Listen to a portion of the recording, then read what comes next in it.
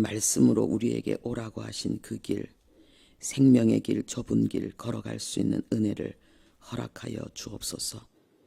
오늘도 하나님의 말씀을 통해서 우리에게 오라고 손짓하는 그 길이 우리의 길이 될 수 있게 도와주시고, 하나님 아버지여, 바로 우리 자신이 말씀 듣는 하나님 아버지여, 우리의 심령이 하나님의 말씀 앞에 아멘으로 화답하며, 아버지 주님, 그래서 철저하게 말씀의 능력에 이끌리고 말씀의 성취 그 영광으로 이 민족을 살리고 이 시대를 살리며 복음 통일을 이루고, 하나님 아버지여, 주님이 아버지 재림하는 그 역사를 준비하는 아버지 우리들 되게 도와주옵소서. 예수님 이름으로 기도합니다. 아멘. 네, 하나님 말씀은 사사기 16장입니다. 사사기 16장 17절부터 22절까지 말씀입니다.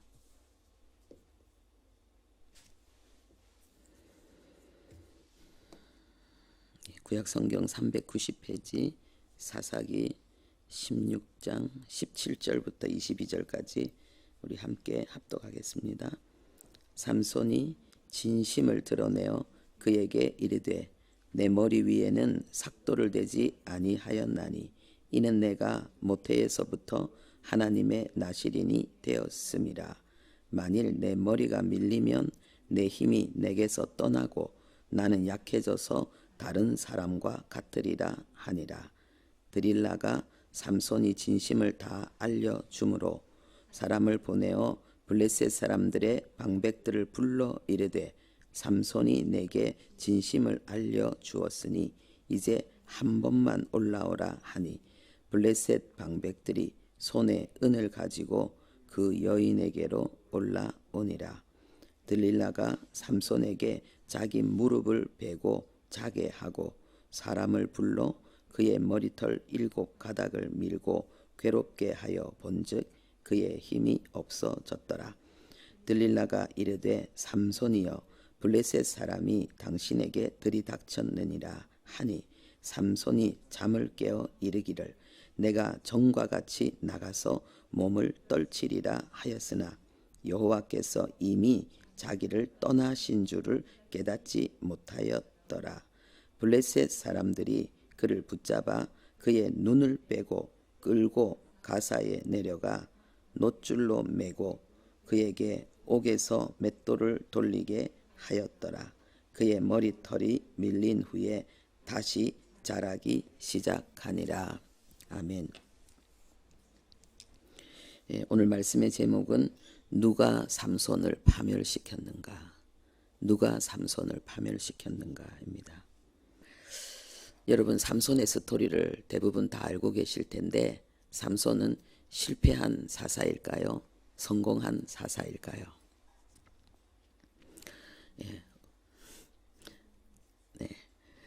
우리가 알고 있듯이 이 삼손의 불행은 여인에 대한 사랑으로 시작되어지고 또 삼손의 죽음도 바로 그렇게 주어집니다. 첫 번째, 이 삼손이 사랑했던 여인은 딥나에 사는 블레셋 여인이었습니다. 딥나가 원래는 단 지파에 속한 그 유대 땅이었는데 블레셋에게 빼앗겼죠. 그래서 블레셋 사람들이 그 땅에 많이 들어와서 살고 있었습니다. 그런데 14장에 보면은 이 그 삼손이 그 딥나에 내려가서 그 블레셋 사람들 중에서 한 여자를 보고 사랑하게 되었습니다. 그런데 여기에서 이 그냥 단순히 보고 그 여자를 사랑해서 결혼하려고 한 것이 아니고요. 이 보았다라는 이 단어가 이 원어로 보면은요, 이게 아주 집중해서 몰입해서 그 여자를 주목하고 살핀다, 이런 의미로 나와 있습니다. 완전히 보자마자 홀딱 반해버린 거예요. 마음이 완전히 빼앗겨버린 거예요. 그래서 이 여자와 결혼을 하겠다고 부모님에게 말하니까 부모님이 네가 어떻게 할례 받지 않는 그런 민족, 그런 블레셋 사람들의 아내를 맞이하려고 하느냐 이렇게 이야기합니다. 그런데 성경에 보면은요, 그 14장 4절에 보면은 삼손이 틈을 타서 블레셋 사람들을 치려고 하는 그런 생각을 가지고 있었고, 그래서 이 모든 일이 여호와로 말미암아 나타난 것이다 이렇게 기록되어지고 있습니다. 그러면은 이제 우리가 좀 고민을 하게 되죠. 하나님의 율법에 블레셋 사람 이방 여인과 결혼하지 못하게 되어 있는데, 모태로부터 구별된 이 나실인 그리고 사사로 선택받은 그 시대의 지도자고 왕과 같은 존재인데 어떻게 하나님이 이방 여인과 결혼하도록 만든단 말인가? 그런 전략을 하나님이 원하신단 말인가? 그렇게밖에 할 수 없는가? 우리가 그렇게 생각할 수 있는데요. 여기에 그래서 이 성경에 보면은 좀 더 이게 원어와 문법을 깊이 살펴보면은 이 부분이 만약에 이것이 처음부터 하나님께서 이 삼손의 마음을 그 여인을 향해서 사랑하게 만들어서 하나님께서 그 여인을 통해서 그 블레셋 땅에 들어가서 블레셋을 진멸하는 그 작전을 세운 것이다 라고 하면은 그 문법에 그게 나와 있을 텐데 그렇게 나와 있지 않아요. 문법적으로는 하나님과 관계없이 순전히 자기 스스로 완전히 어떤 외부의 어떤 다른 억압이 없이 영향이 전혀 없는 가운데 100%이 삼손의 마음으로 이 여자를 사랑하고 이 여자를 선택했다라고 나와 있습니다.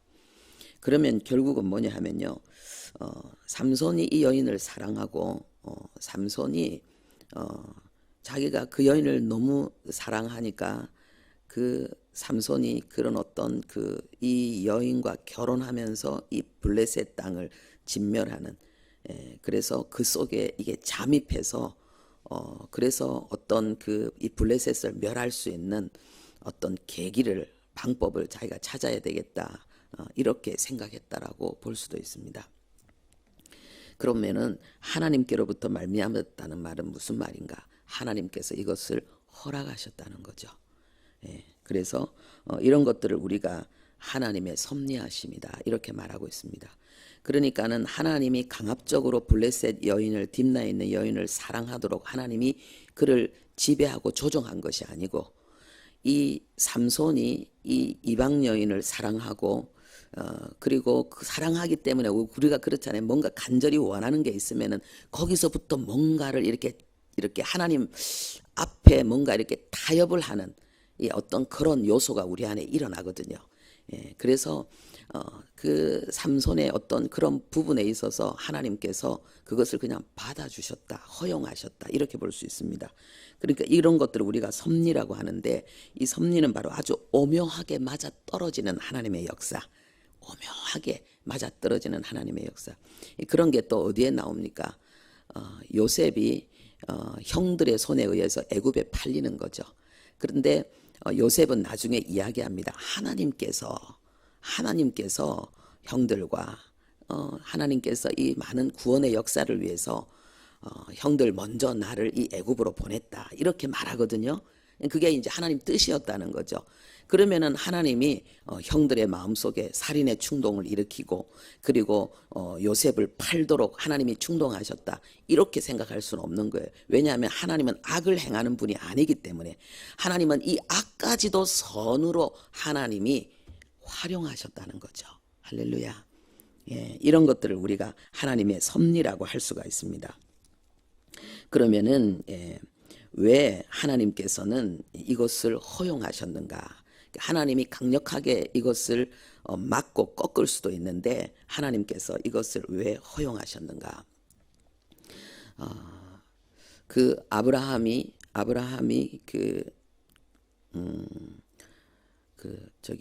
엘리멜렉에게 가서 자기 부인을 누이라고 말했을 때에 하나님이 강력하게 막으셨습니다. 그래서 그 일이 성사되지 못하도록 그렇게 했는데 하나님이 이 지금 삼손은 아주 중요한 인물인데도 하나님이 왜 이것을 허용하셨을까? 거기에 대해서 우리가 생각할 수 있는 것이 이 당시에 이 블레셋 사람들, 이 사사 시대에 이제는 하나님이 주신 언약의 땅까지 침범에 들어와서 그들이 생활하고 있을 때에 이 하나님의 백성들과 이 블레셋 사람들이 그냥 친구처럼 같이 섞여 살고 있고 가까이 살면서 통혼이 일상적으로 일어나는 그런 상황까지 영적으로 부패하고 있었다 이 말이죠. 그래서 지금 삼손이 하는 일은 유별나게 하는 일이 아니고 그냥 일상화된 어떤 그런 신앙의 행태를 지금 보여주고 있다는 거죠. 창세기 6장에도 보면은 하나님의 아들들이 사람의 딸들을 사랑했다 그랬습니다. 하나님 앞에 거룩하게 구별된 언약의 백성들이 하나님의 언약 밖에 있는 그 여인들을 사랑하고 결혼한 것을 이야기하는 거죠. 하나님의 교회가 그만큼 부패하고 타락했다는 것입니다. 교회의 거룩이 사라졌다는 것입니다. 그래서 하나님은 그런 시대적인 상황이 그대로 이 삼손의 삶 속에도 그대로 역사하는 것을 허용하면서 그 속에서 하나님이 행하실 어떤 일들을 하나님께서 보여주시는 거죠. 어떤 섭리하심이 그 안에 있는 거지요. 그런데 이 딥나에 있는 여인을 사랑해서 결혼하려고 부모님을 데리고 가고 그리고 그 모든 이 여러 가지 절차를 밟는 과정 속에서 삼손에게 아주 치명적인 그러한 문제가 발생되어집니다. 그게 뭐냐 하면은 이 죽은 사자의 몸에 있는 꿀을 손으로 그것을 받아 이렇게 잡아서 먹는 일이 생깁니다. 성경에 보면은 민수기 6장에 보면 나시린의 법이 나오는데요. 이 나시린은 포도주와 독주를 멀리하고 삭도를 머리에 대지 않고 그리고 시체를 가까이 하지 말아야 됩니다. 그런데 지금 시체를 가까이 하는 그 시체에 묻어있는 그 꿀을 먹는 이 일을 삼손이 하고 있는 것을 보게 됩니다. 그러니까 삼손이 자기는 모태에서부터 나시린인데 지금 뭡니까? 하나님의 말씀이 삼손의 마음속에 얼마나 해이해졌는가. 하나님의 말씀을 삼손의 영혼 속에 얼마나 물타기 해버렸는가. 이것을 지금 하나님이 나타내고 있는 것입니다.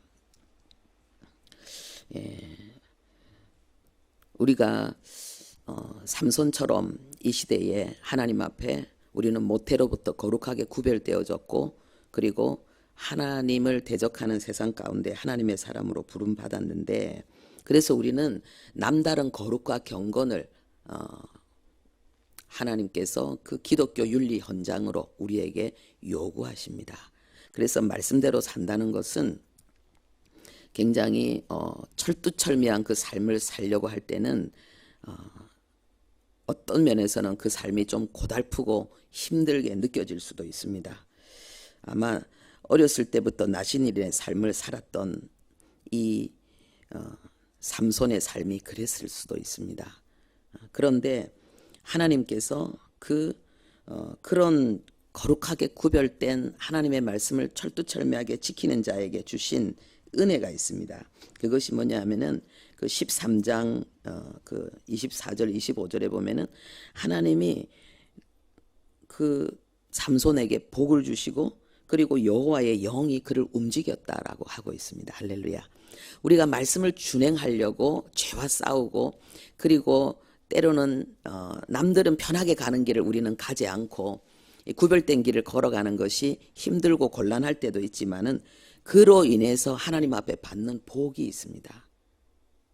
하나님이 구별된 자에게 구별된 삶을 요구하시지만은 하나님이 구별된 자에게 특별히 주시는 복이 있고 능력과 영광이 있습니다. 할렐루야. 오늘 이 땅 가운데 그리스도인들이 바로 하나님의 이 영광을 하나님의 성령이 우리를 움직이고 우리에게 역사하는 그리고 하나님이 약속하신 신령한 복과 땅의 기름진 복을 우리가 풍성히 누리면서 살아낸다면은 오늘날 이 교회가 세상을 이끌고 있을 것입니다. 그런데 예수 믿는 사람이나 예수 믿지 않는 사람이나 구별이 없고, 어떤 경우에는 예수 믿는 사람이 더 나쁘다, 막 이런 얘기도 실질적으로 듣는 이런 상황은 결국은 우리가 하나님의 복을 누리지 못하고 하나님의 성령이 우리를 이끌며 역사하는 그 신비로운 그 삶을 우리가 또한 살지 못하는 것과 다 함께 일어나는 일입니다. 두 번째, 이 삼손을 파멸시킨 여인은 16장에 나오는, 우리가 읽은 본문에 나오는 들릴라입니다. 여러분, 이 들릴라 그랬는데 드릴라 이렇게 외국어니까 여러분, 드릴라를 굉장히 안 좋은 여인으로, 그죠? 아주 그 아합 왕의 그 왕을 아주 무너뜨린 이세벨처럼 우리는 삼손이라는 위대한 사사를 무너뜨린 여인으로 우리는 들릴라를 생각합니다. 그런데 우리가 주목해야 될 것은 들릴라가 아니고 삼손입니다. 그 16장 4절에도 보면은요, 이 삼손이 들릴라라 이름하는 여인을 사랑하매 그랬습니다. 이 사랑한다는 이 단어도 이 여인을 보자마자 이 여인에게 완전히 그 마음이 빼앗겼다는 걸 이야기합니다.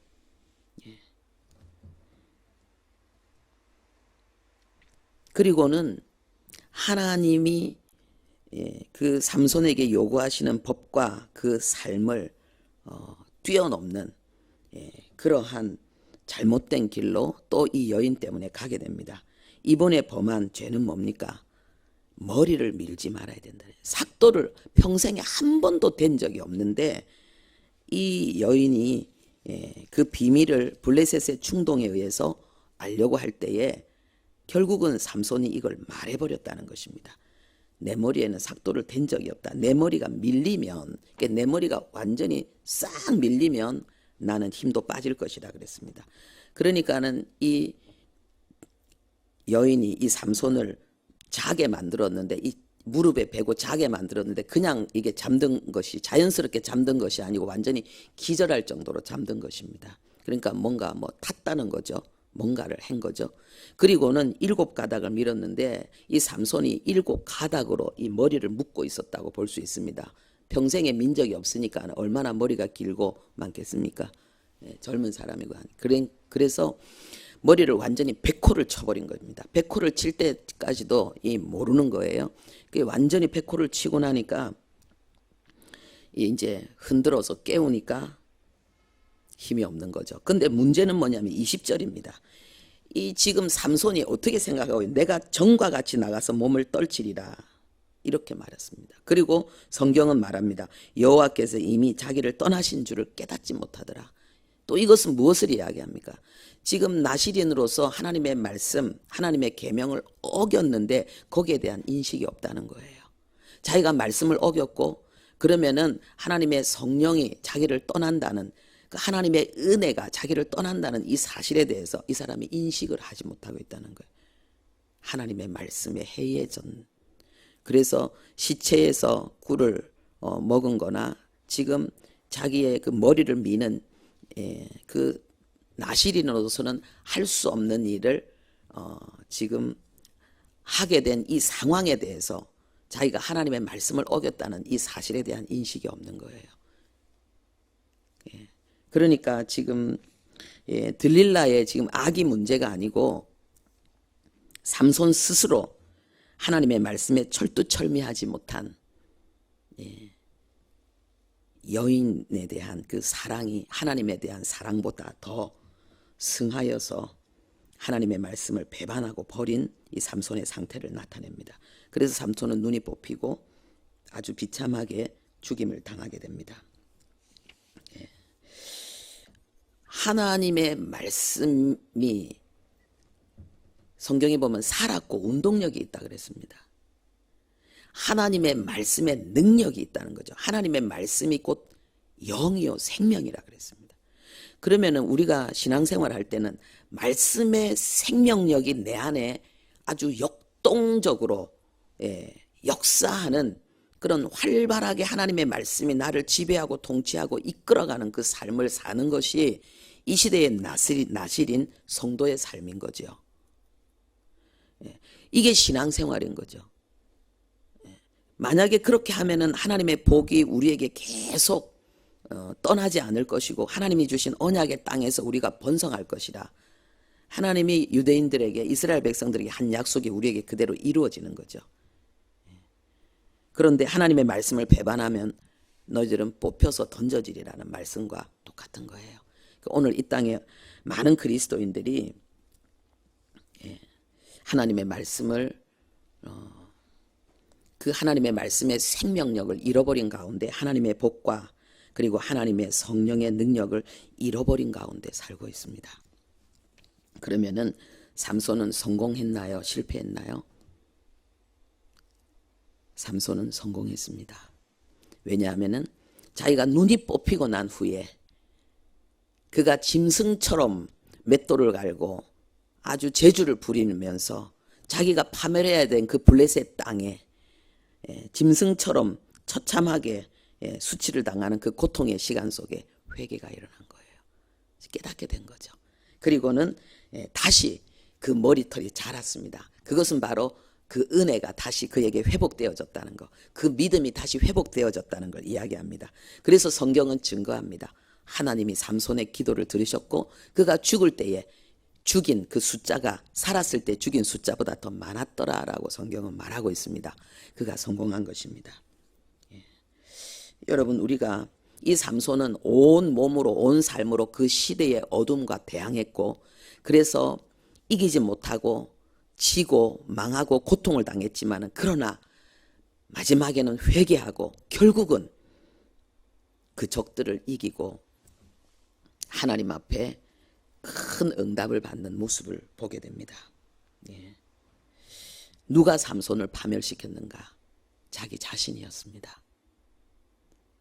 그런데 그 삼손이 위대한 것은 그가 인생 마지막에 회개했다는 것입니다. 여러분, 우리 신앙생활의 가장 위대한 것이 무엇입니까? 이 시대의 어둠을 우리가 돌파하는 것. 다른 사람들이 다 뭐 이렇게 해도 되지, 너무 지나치게 광신적으로 예수 믿는 거 아닌가, 그런 말을 들으면서까지도 하나님의 말씀에 철두철미한 자. 그래서 뭡니까? 하나님의 말씀이 나를 지배하고 이끌어가는, 그래서 하나님의 복이 나에게 임하고 하나님의 성령의 열매가 맺히고 성령의 은사와 능력이 역사하는 그 길, 그 길이 이 지구상의 가장 위대한 길입니다. 우리가 이 세상을 떠나기 전까지 만약에 그 회개의 역사를 이루고 열매를 맺는다면 성공한 인생입니다. 그런데 우리가 좀 더 젊었을 때에 우리의 인생을 바로 이 시대의 어둠을 뚫고 하나님의 말씀의 그 통치를 받으면서 하나님의 성령의 은사와 능력 속에 살아가는 삶을 우리가 살게 된다면 우리의 영혼은 얼마나 행복하고, 그리고 하나님은 얼마나 큰 영광을 우리를 통해서 나타내시겠습니까? 나이, 성별, 외모, 학벌 상관없습니다.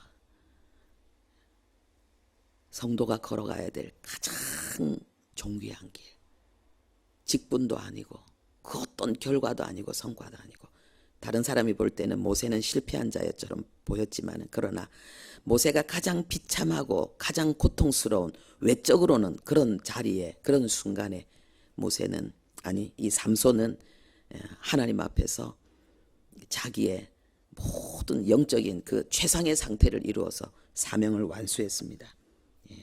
우리도 그런 외모가 아니라 그런 은혜가 있기를 바라고, 하나님이 특별히 우리에게 요구하시는 거룩함, 그런 고난 속에서 하나님이 우리를 더 회개시키는 그런 역사들이 있다면은 그것이 가장 큰 복이라고 우리가 고백할 수 있기를 바랍니다.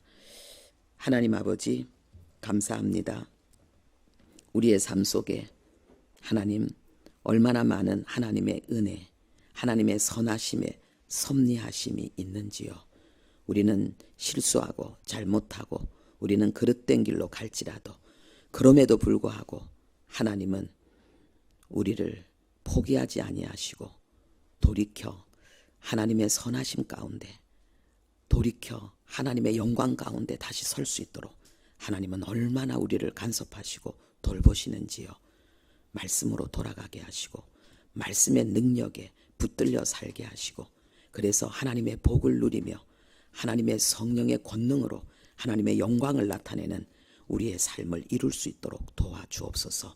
이 존귀한 역사에 도전하며 하나님 아버지여, 지금까지 아버지 우리가 어떻게 살았을지라도 지금부터라도 우리가 완전히 하나님의 영에 붙들린 자가 되게 도와주시고 하나님의 말씀에 붙들린 자가 되게 도와주시고, 때로는 우리가 아버지여 인간적인 눈으로 볼 때는 어렵고 힘든 그런 상황 가운데 있다 할지라도 하나님 앞에 회개하며 말씀에 붙들려 하나님을 향해 나가는 자 되어서 하나님 아버지여 이 삼손의 역전의 역사를 이루는 우리들 되게 도와주옵소서. 예수님의 이름으로 기도합니다. 아멘.